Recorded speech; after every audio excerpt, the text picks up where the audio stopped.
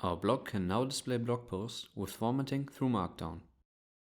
If you were to create a blog post with invalid Markdown though, we just get an error message when reading the post. To prevent this, we can add a custom validation for the body. To do that, we need to go into the controller for the posts.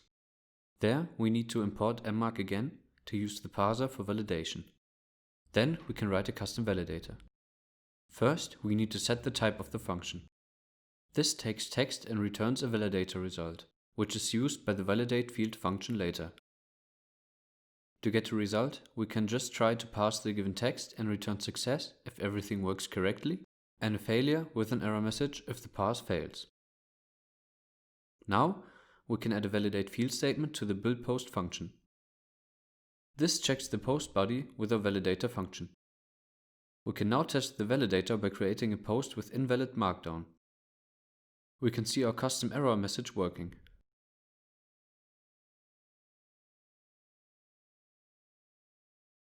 If we now input correct Markdown, the post can be created and is rendered correctly.